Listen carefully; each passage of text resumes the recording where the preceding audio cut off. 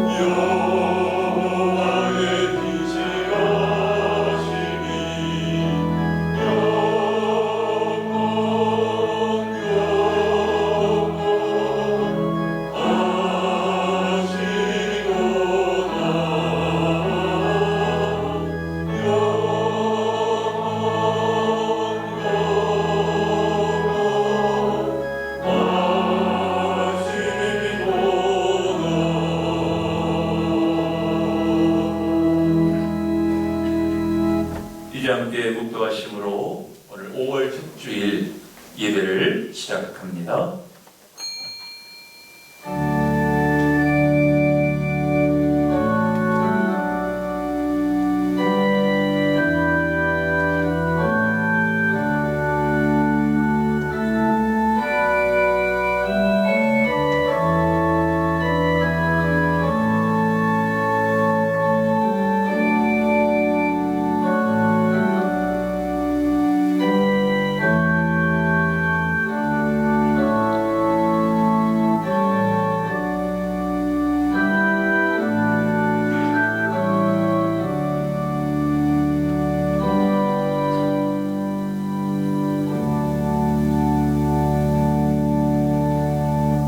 은혜가 풍성하신 하나님, 주님의 은혜 가운데 4월 한 달을 보내고 오늘 5월 첫 주일을 맞이합니다.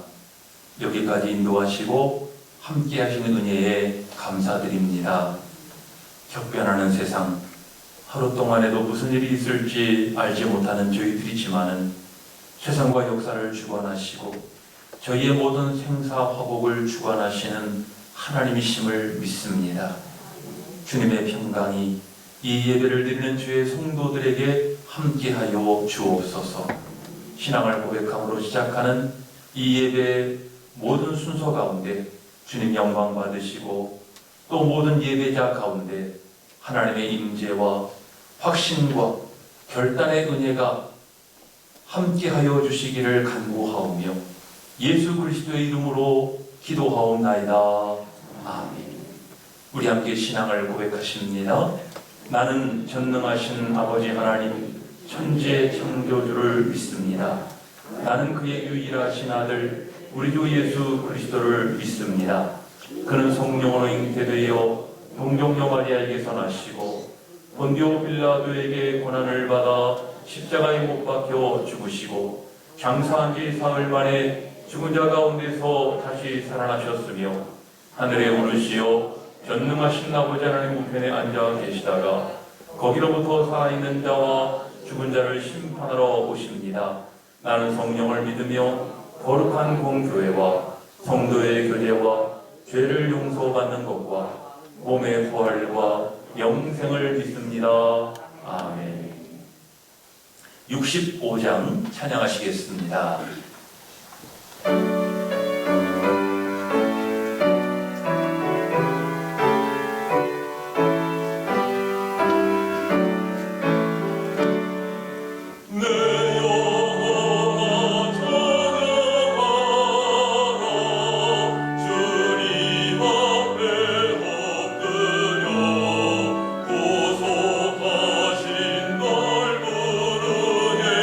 높이 찬양하여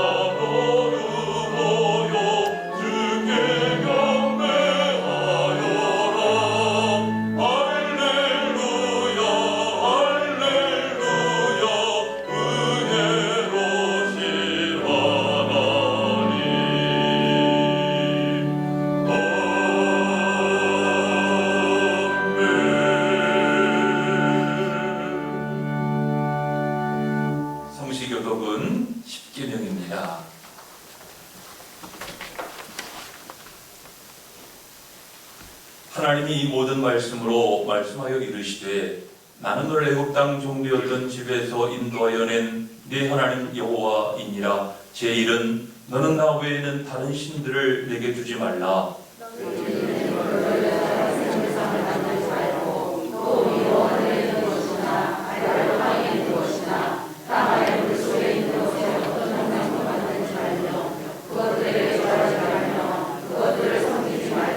제3은 너는 내 하나님 여호와의 이름을 망령되게 부르지 말라. 제5는 내 부모를 공경하라. 제6은 살인하지 말라. 제7은 간음하지 말라. 제8은 도둑질하지 말라. 제10은 내 이웃의 집을 제9는 내 이웃에 대하여 거짓 증거하지 말라. 제10은 내 이웃의 집을 탐내지 말라. 예수께서 이르시되 내 마음을 다하고 목숨을 다하고 뜻을 다하여 주 너희 하나님을 사랑하라 하셨으니 이것이 크고 첫째 되는 계명이요 둘째도 그와 같으니 내 이웃을 내 자신같이 사랑하라 하셨으니 이 두 계명이 온 율법과 선지자의 강령이니라. 아멘. 우리 한 주간의 삶을 돌아보면서 참회의 기도 드리시겠습니다. 사랑하시는 우리 아버지 하나님, 저희들 지난 한 주간도 하나님의 은혜 가운데 하나님 살아오게 하심을 감사합니다. 하나님 앞에 합당치 못했던 것들, 하나님의 허물 되었던 것들, 이 시간에 저희들이 하나님 앞에 온전히 사랑을 받기를 원합니다. 거룩한 마음으로 깨끗한 정신과 마음으로 하나님 주시는 은혜를 저희들이 체험하기를 원합니다. 저희 가운데 임재하시고 역사하여 주심으로 하나님의 크고 놀라운 은총을 체험케 하여 주시옵소서. 저희들에게 역사하시는 하나님의 거룩한 은혜를 저희들이 아버지 하나님 실망하고 영광을 돌리는 저희의 삶이 되어지기를 간절히 원하옵나이다.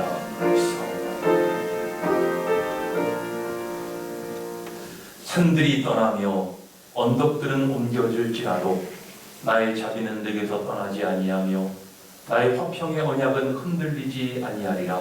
너를 긍휼히 여기시는 여호와께서 말씀하셨느니라. 아멘. 자리에 앉으시겠습니다.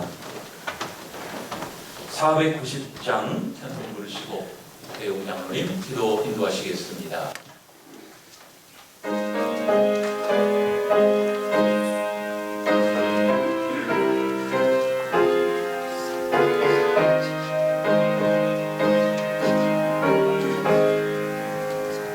주여 지난 밤 내 꿈에 이뤘으니 그 꿈이 이루어주옵소서. 밤같이 내게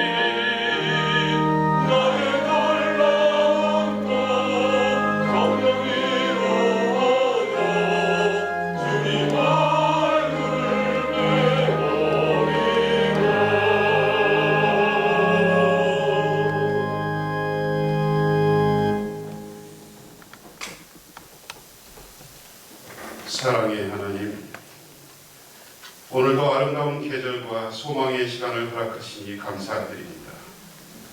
아버지의 이름이 온 땅 위에 거룩해지기를 원합니다. 모든 나라가 질병으로 두려움에 사로잡힌 이 시간에도 저희를 온전히 지키셔서 제단으로 부르시고 예배케 하시는 아버지의 인도하심에 모든 것이 아버지의 선하신 뜻임을 믿고 감사드리며 거룩한 마음으로 예배를 드립니다. 이 시간 찬양과 예배를 드리는 저희 심령을 기쁘게 받아주시고 제단에 나와 예배를 드리는 모든 시간이 저희에게 기쁨이 되고 마음 가득히 하늘의 은혜와 평안함이 넘치는 거룩한 시간 되게 하여 주시옵소서. 하나님 아버지, 한순간도 하나님의 은혜 아니면 살아갈 수 없는 저희들입니다. 예수님의 보혈로 얻은 그 놀라운 구원의 감격과 부활의 은총을 깊이 새기며 이 세상 사는 동안 주께서 주신 사명을 넉넉히 감당하는 저희들 되게 하시옵소서. 이 시간이 되게 합니다. 하나님의 은혜가 아니면 한시도 살 수 없음을 아는 저희들이지만 마음대로 내 뜻대로 살았던 허물과죄를 이 시간 주님께 회개합니다. 어리석은 저희들 날마다 부어주시는 넘치는 은혜와 축복을 깨닫지 못합니다. 주시는 햇빛과 맑은 공기, 끼니마다 충분하고 맛있는 식사, 부모와 자녀들을 지켜주시고 또 저희 모두를 질병과 사고로부터 온전하게 감싸 지켜주시는 은혜들까지 날마다 헤아릴 수 없이 많은 사랑과 은혜를 저희가 받지만 감사할 줄 모르며 살아가는 교만하고 어리석은 모습을 용서해 주시옵고 하늘의 은총을 허락하셔서 항상 새롭게 하시는 하나님의 손길로 붙들어 주셔서 정결한 마음과 깨끗한 심령으로 진정 하나님을 사랑하고 의지하는 저희들 되게 하시옵소서. 하나님 아버지, 아직도 인류는 코로나19 전염병으로부터 온전히 자유롭지 못합니다. 언제까지 이어질지 끝없이 이어지는 불안한 뉴스들로 인해 어려움이 더해가는 일터와 생계 문제로 인해 국민들이 불안감과 낭패감으로 좌절하지 않게 도와주시옵소서. 어려운 가운데서도 주님을 통한 믿음과 소망으로 능히 이겨낼 수 있도록 도우시옵소서. 저희가 환난 중에 참아내고 기도하며 이겨내게 도우시옵소서. 정치가 안정되기를 원합니다. 경제가 안정되기를 원합니다. 특별히 이 나라의 지도자들에게 지혜와 명철을 허락하셔서 이 어려운 지경을 잘 헤쳐갈 수 있도록 도와주시옵시고 모든 국민이 어려운 가운데서도 서로 돕고 나누고 서로 감당하여 슬기롭고 지혜로운 민족으로 거듭날 수 있도록 주께서 도와주시옵소서. 그리고 주님, 이 땅의 교회들을 살펴주시기를 원합니다. 믿는 자들이 각성하고 바르게 살며 한국교회가 성장하던 그 시대의 교회처럼 전 교인이 마음을 열고 사회에서 칭송받는 바르고 진실한 크리스천들로 거듭나게 하여 주시옵소서. 교회마다 성령과 말씀이 가득하여 민족 구원의 사명을 감당하는 아름다운 교회들로 성장하도록 도와주시옵소서. 교회마다 교회에 맡겨진 비전과 소임을 밝히고 깨달아 사회를 위하고 어렵고 힘든 이웃을 돌아보며 진정으로 복음을 전하는 그런 교회와 성도들에게 인도하시옵소서. 특별히 이 지역 이 사회가 목민교회 때문에 살만한 지역이 되도록 역사해 주시옵소서. 목민의 모든 성도가 믿음 속에서 함께 기뻐하고 평화를 나누며 하나님의 든든한 울타리 속에서 영적인 자유함을 누리도록 도와주시옵소서. 목민재단이 들고 나는 모든 이들에게 복된 삶을 허락하시고 삶 속에서 지치고 힘든 모든 문제가 목민재단에 나와 엎드릴 때 해결되게 주여 인도하시옵소서. 주님, 저희들 때로는 지치고 힘들어 넘어질 때가 있습니다. 바라옵기는 우리의 건고한 심령을 회복하여 주시고 육신의 질병으로 고생하는 이들에게 치유의 은혜를 내려주시며 모든 삶의 문제로 눈물 짓는 성도들 주께서 잡아 일으켜 주시옵소서. 이 시간 목사님께서 주님의 말씀을 전합니다. 전하시는 목사님을 주님의 권능으로 붙들어 주셔서 크고 비밀한 하나님의 양식을 전할 수 있게 하시고 그 말씀이 예배자들에게는 은혜와 평강이 되고 이를 통해 영혼이 더욱 강건해지며 주님의 사랑과 의로우심이 삶 속에서 실천될 수 있도록 성령께서 인도하시옵소서. 은혜로우신 주님, 죄 많은 저희들 예배드리는 이 시간 보혈의 은총으로 덧입혀 주셔서 한 주간도 감사와 기쁨이 충만한 성령 충만한 예배자로 살기 원합니다. 즐거운 마음으로 예배를 위해 봉사하신 여러분의 수고를 기억하시고 함께 예배드리는 모든 성도에게 온전히 성령께서 인도하시고 함께 하시길 바라면서 모든 말씀 예수 그리스도의 이름으로 간절히 기도합니다. 아멘.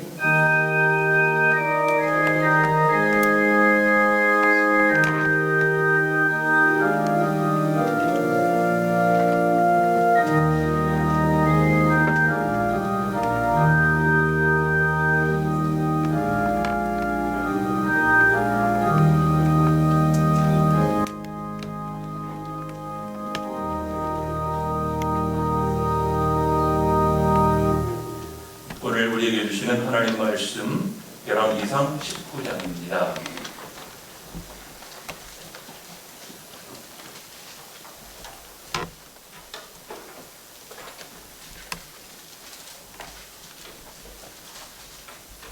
열왕기상 19장 11절로 18절까지 말씀입니다.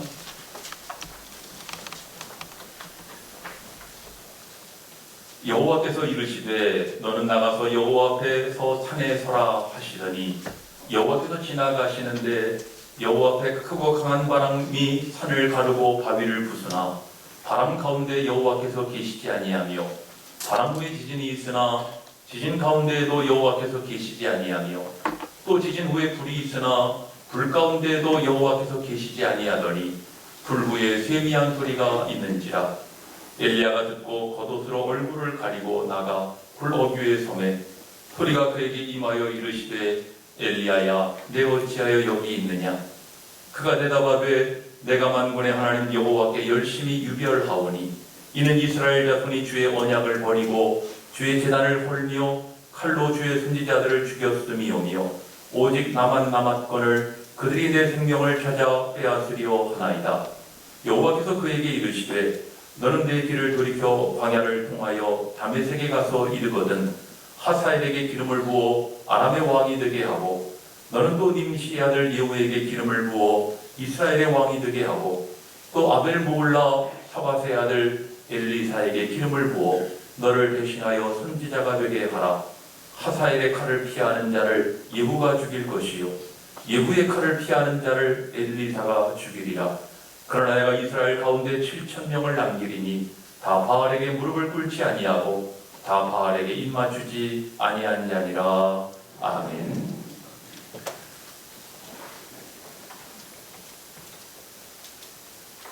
오늘도 한없이 하나님을 사랑하며 또 주님을 예비하는 여러분들에게 우리 하나님의 은혜와 평강이 함께 하시기를 주의 이름으로 축원합니다. 우리 사람은 시간 속에 살아가고 있어요. 기대가 가득했던 미래는 다양한 모습의 현재가 되고 현재가 지나가면 과거가 되면서 많은 기억들이 층층이 쌓여가는 것입니다. 그래서 우리 삶이라고 하는 것은 기억과 기대 사이에서 한 걸음씩 앞으로 나아가는 모습인 것입니다. 한마디로 우리는 과거와 미래의 중간지대에 살아가는 사람들이에요. 과거의 기억으로부터 배우고 또 이것을 기반으로 미래에 대한 기대를 갖는 것입니다. 여러분들 이번 코로나19 역사적으로 우리 모두에게 큰 아픔의 기억이 들 것입니다. 코로나 이후의 시대는 코로나 이전의 시대와 많이 다를 것이라고 하는 그런 전망의 목소리들이 여기저기서 들려오고 있어요.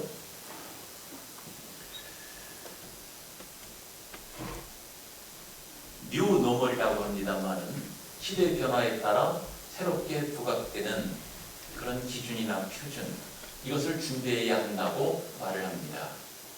이번 일로 말미암아 여러 가지 구조적 문제가 정면화되었지요. 온라인 업무가 확대되었고 또 일과 여가의 경계가 흐려졌다고 말을 합니다. 뿐만 아니라 이번 일로 말미암아 호황을 누리는 그런 사업도 있었는가 하면은 많은 업체들이 문을 닫게 되었습니다. 어제가 근로자의 날이었습니다만은 앞으로의 많은 근로자들이 해고와 실직의 그런 불안을 느끼게 되었다는 것입니다. 우리가 역사적 과거의 사건에서 과거의 기억으로부터 교훈을 얻을 필요가 있는데요. 세계적인 전염병이 유행했던 때를 살펴보면은요, 1720년 유럽을 휩쓴 흑사병, 1820년 아시아를 휩쓴 콜레라, 1920년 바로 스페인의 독감, 상당히 크게 많은 어려움을 남겼습니다. 그리고 이번 2020년 중국 우한 코로나, 우연의 일치인지 모르겠는데 꼭 100년마다 이런 전염병들이 창궐했다는 것입니다. 그 가운데 1920년부터 30년까지 스페인 독감과 특히 이 시기에는 세계 경제 대공황이 있었던 때입니다. 이런 때에 각국이 이 문제를 어떻게 대처했는가, 이것을 보면서 우리가 이것을 교훈으로 삼을 필요가 있다는 것이죠. 우선 파시즘입니다.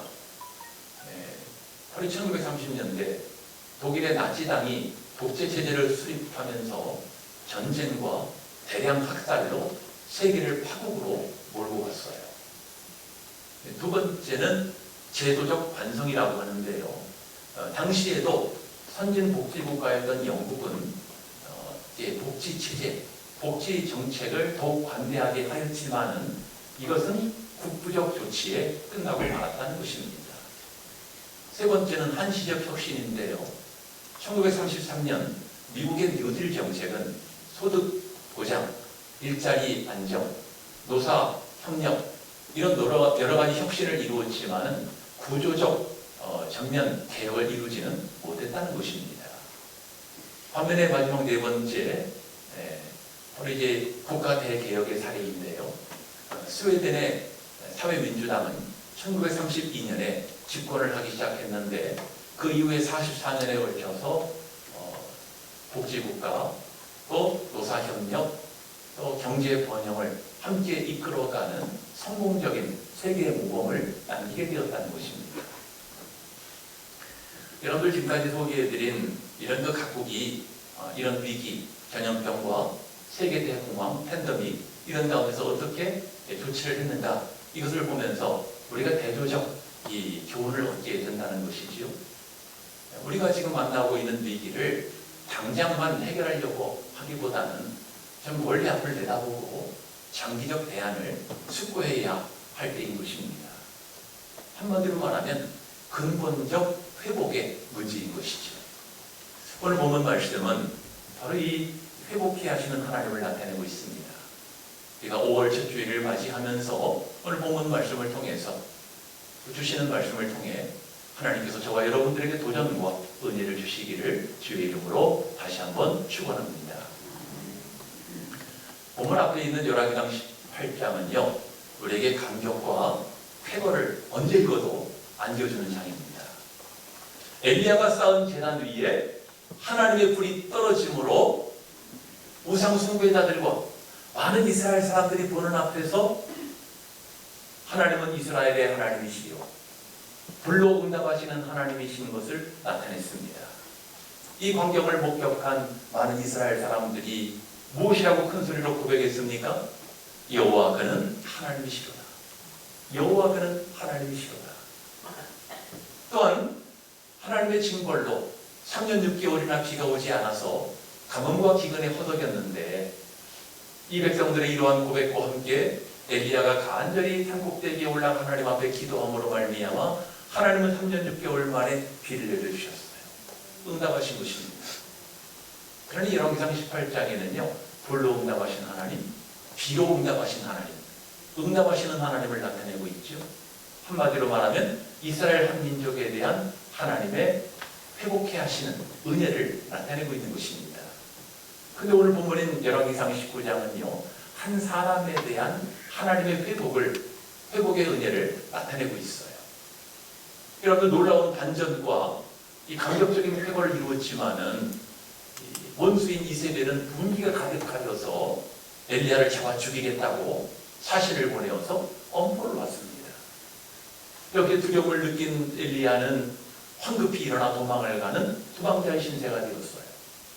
그는 국경을 넘어 유다 왕국으로 넘어갔고 유다 왕국에서도 최남단에 있는 도시 브엘세바, 거기다 종들을 남겨두고 거기로부터도 하루길을 더 간 남방지역 로뎀나무 아래 앉아서 죽기를 간구했다 그랬어요. 아마도 엘리야는 하나님 앞에 굶어 죽을 작정이었던 것이 아닌가 싶습니다. 그런데 엘리야에게는 두 가지 절망감이 있었어요.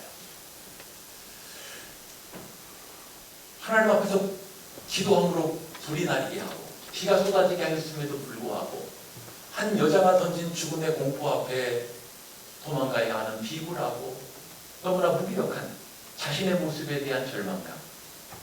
또 한 가지는 분명히 하나님의 살아 역사하심을 나타냈는데 온 백성들이 하나님을 고백했음에도 불구하고 현실은 아무것도 바뀐 것이 없고 오히려 상황이 더 악화되었다라고 하는 절망감.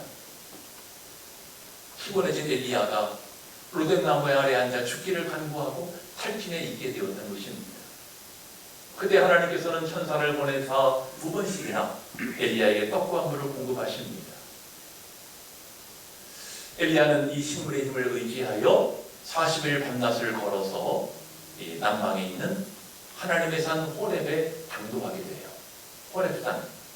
지난날 모세가 하나님 앞에 부르심을 받았던 곳이요. 이스라엘 백성들이 하나님 앞에 십계명과 여러 가지 율법과 계명을 전수받은 곳입니다. 이곳에 지금은 피곤해지고 탈진해 있는 엘리야가 찾아온 것입니다. 하나님은 그런 엘리야에게 찾아오셨어요. 굴 속에 있는 엘리야에게 찾아와 그의 이름을 물으시면서 그의 이름을 부르시면서 네가 왜 여기 있느냐고 물으십니다. 여러분들 엘리야의 대답은 너무나 합리적이지요. 다 무너졌고 다 죽였는데 자기도 잡아 죽이려고 찾고 있다는 것입니다. 하나님은 그를 불 밖으로 이끌어내십니다. 그리고 그에게 하나님을 나타내셨어요. 하나님이 그 앞에 지나가시는데 크고 강한 광풍 가운데도 하나님은 아니 계셨고 또 바람 후에 지진이 일어났지만 지진 가운데도 하나님은 안 계셨어요. 지진 후에 불이 일어났지만 이 불 가운데도 하나님은 안 계셨다는 것입니다. 이 초자연적인 역사들 가운데서도 하나님은 없으셨다는 것이지요. 그리고 그 모든 것 후에 세미한 소리, 세미한 음성으로 하나님은 나타나십니다. 말씀하시는 하나님, 말씀으로 역사하시는 하나님이신 것을 나타내신 것입니다. 하나님은 세미한 음성 가운데 엘리야를 다시 부르십니다. 엘리야야, 내가 어찌하여 여기 있느냐? 여러분들은 이 말씀을 성경에서 보면서 무엇을 느끼십니까?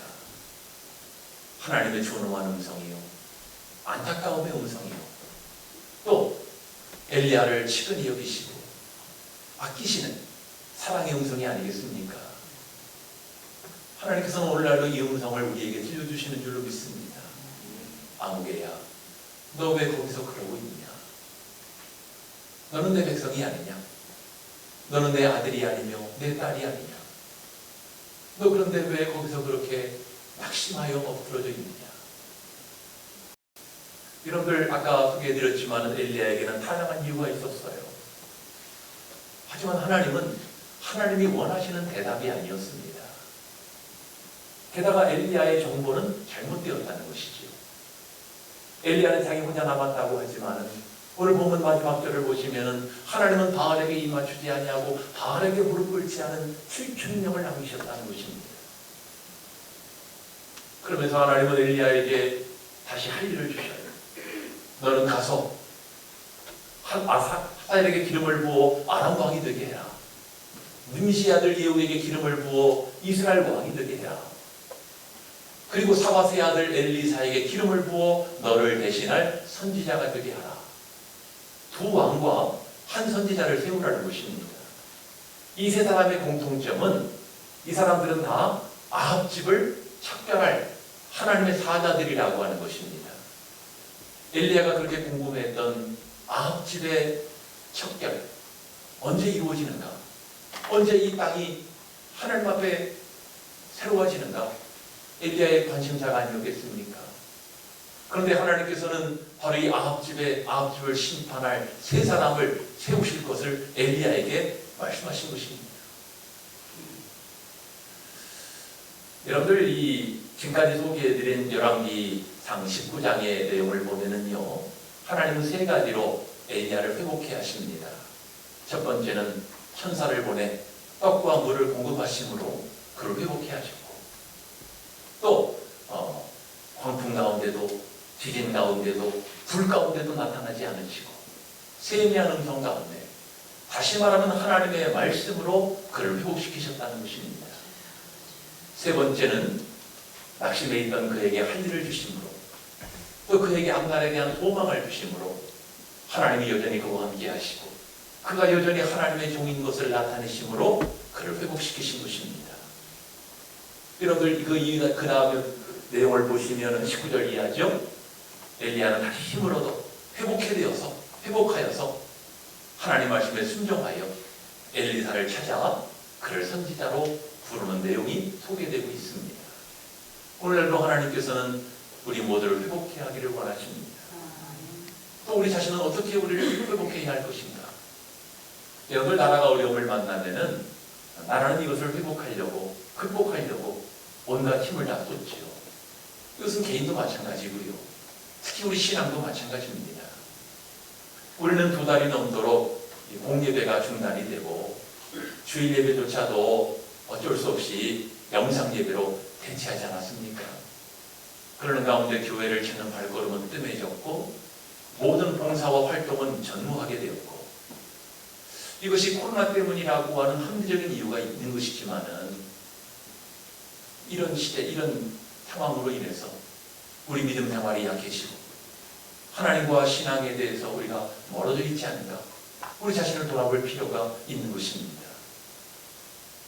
여러분, 우리가 회복해야 될 부분은요, 건강이나 또 경제나 인간관계만이 아니지요. 무엇보다 우리의 영성 생활이 회복되어야 하는 것입니다.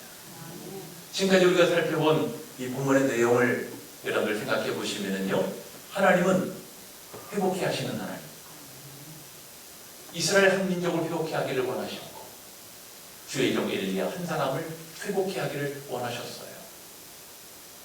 근데 여러분들, 하나님께서 이 회복하신다라고 하는 것은 하나님의 회복의 결단이나 의지만 가지고 수고만 가지고 되는 것은 아니라는 것입니다.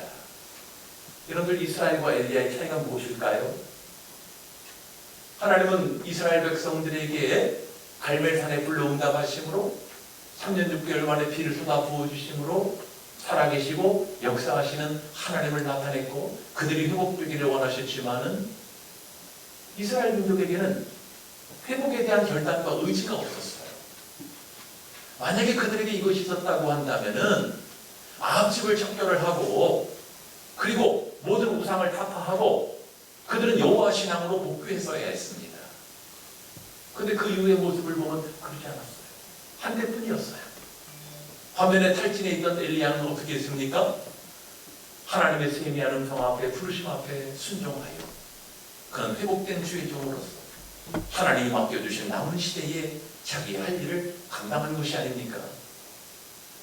여러분, 회복력, 회복 탄력성이라는 말이 있어요.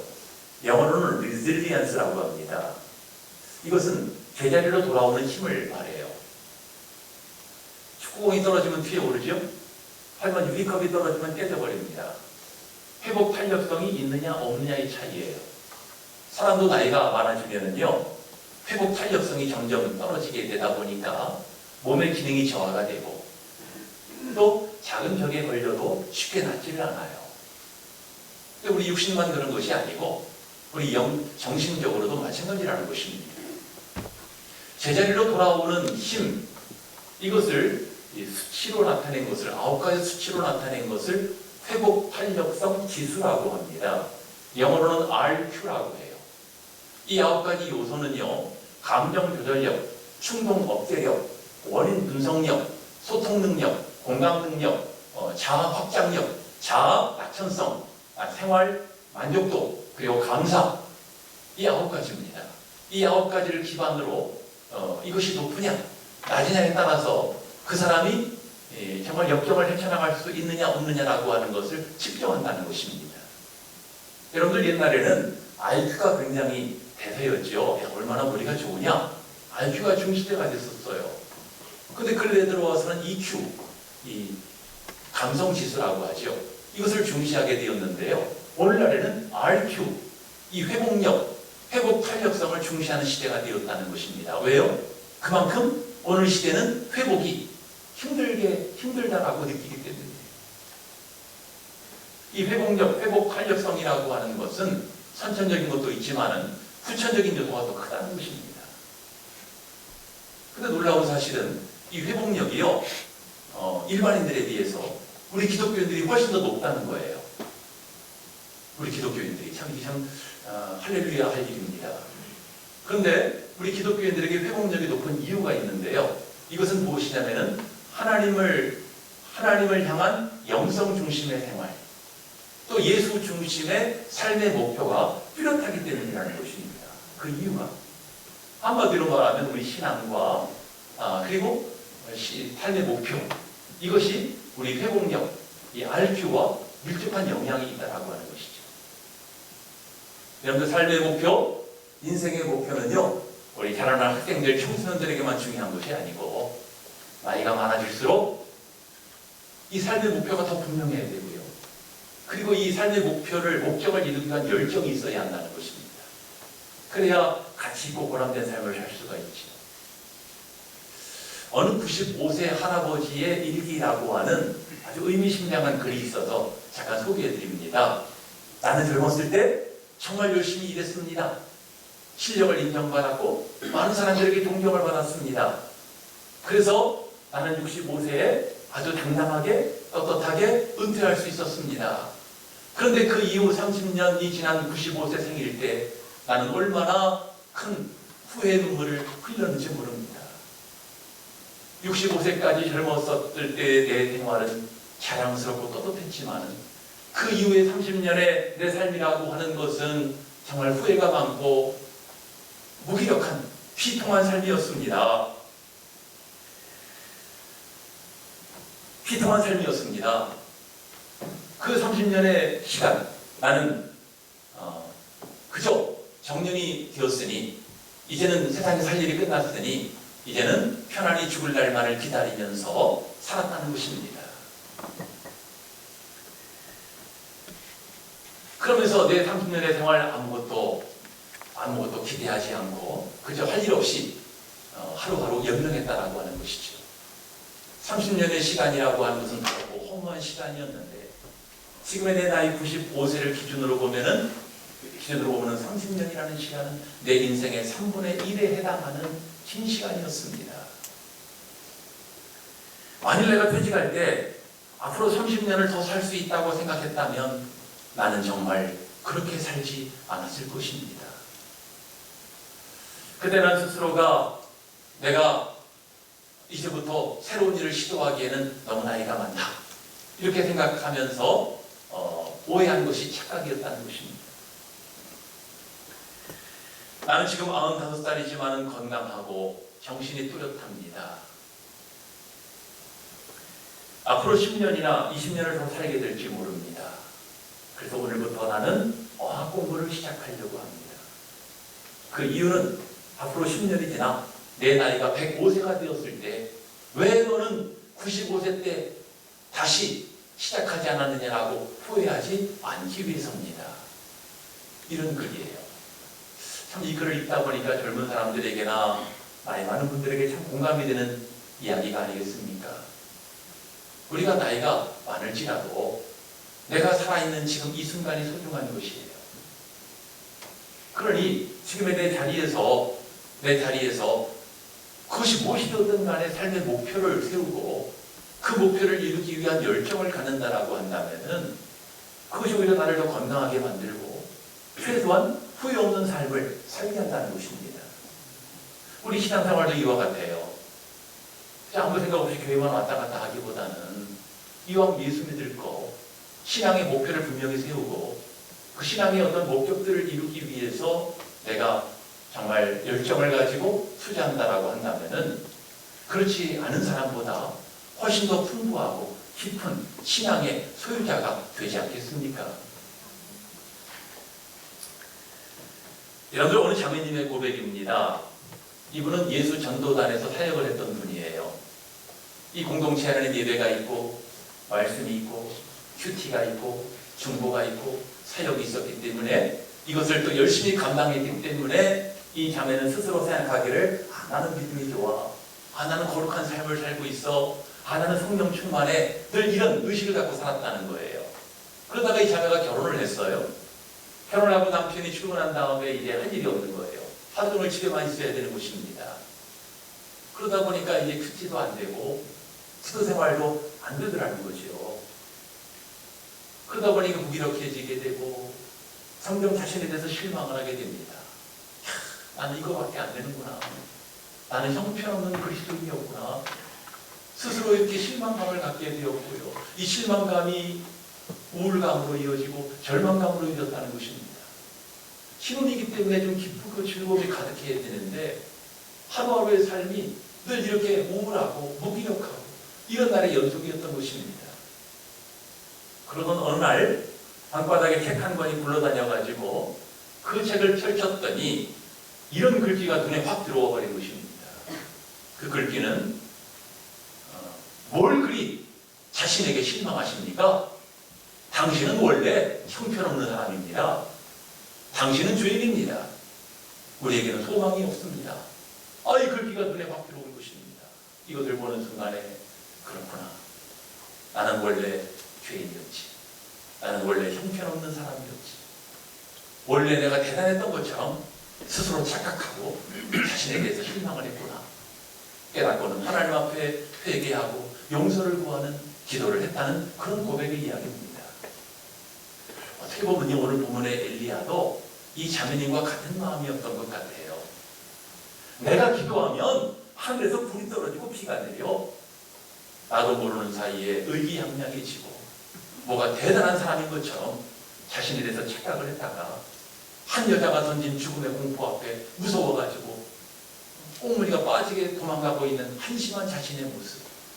야, 나 대단한 줄 알았더니 나 별거 아니었구나. 스스로 자기 전에 대해서 실망을 하게 되는 그런 모습이 아니겠습니까? 회복을 말할 때요, 하나님께서 우리를 회복케 하실 때는 먼저 우리 자신의 진정한 모습을 깨닫게 하십니다. 그 다음에 우리가 제자리로 돌아오게 하시는 것입니다. 우리 제자리가 어디입니까? 겸손한 자리입니다. 감사하는 자리입니다. 하나님만 바라보는 자리입니다. 자기를 부정하고 오직 하나님만을 의지하는 자리 아니에요. 하나님의 회복케 하심을 체험하시기를 바라고 또 회복케 하시는 하나님의 은혜가 저와 여러분들에게 충만하시기를 주의 이름으로 축원합니다. 찬송 부르시겠습니다. 550장입니다. 찬송 부르시고 함께 기도하시겠습니다.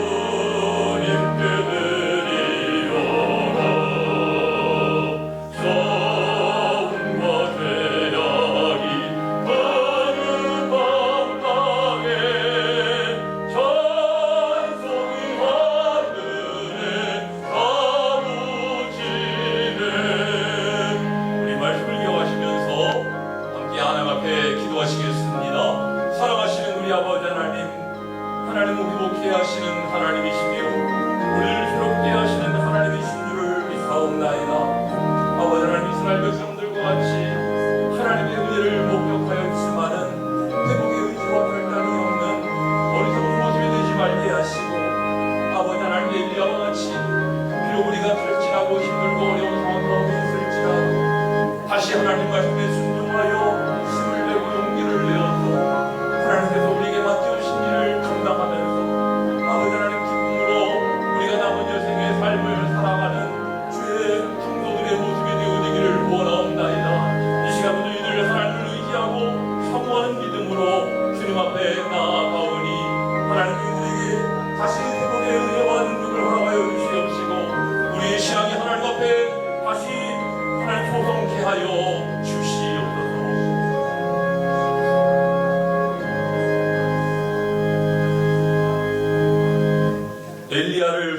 하신 하나님 아버지, 오늘 우리를 회복시켜 주시옵소서.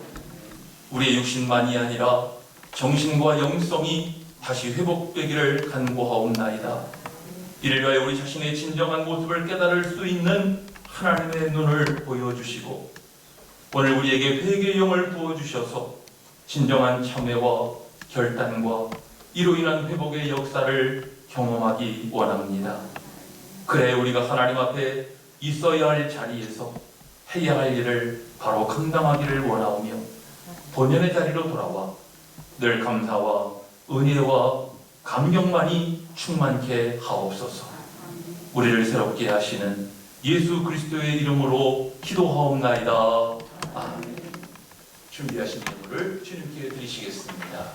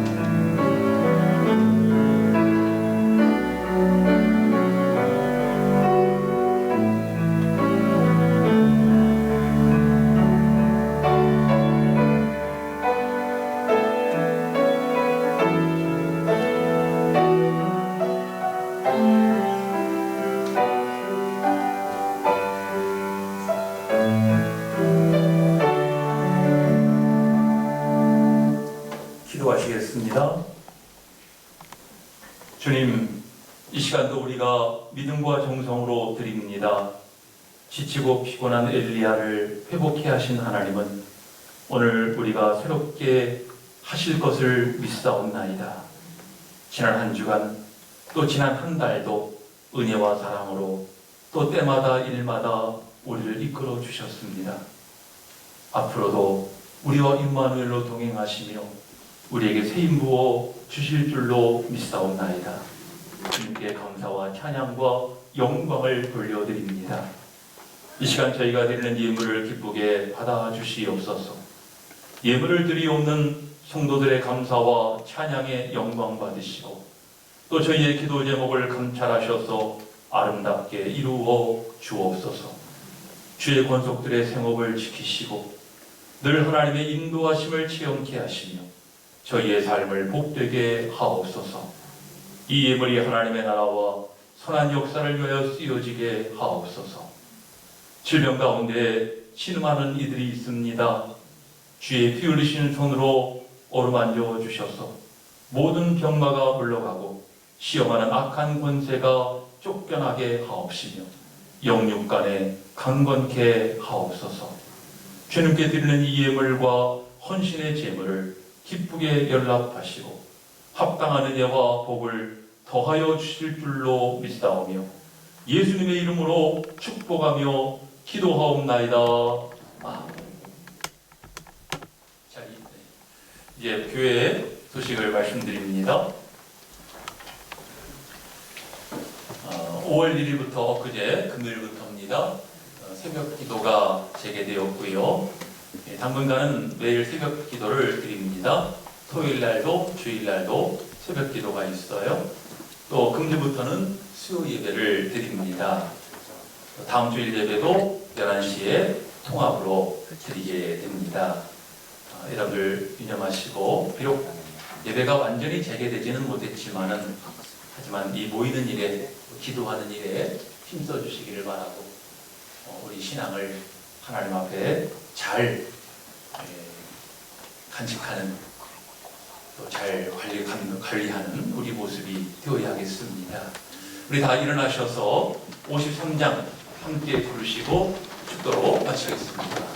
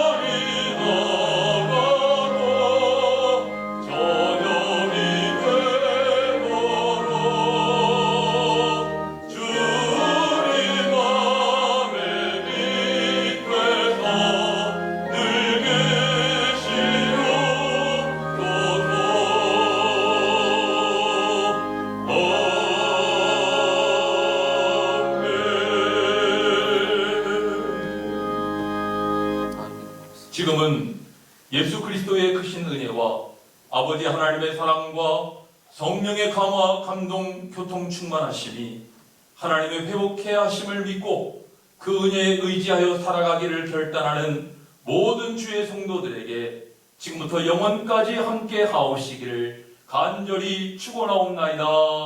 아멘.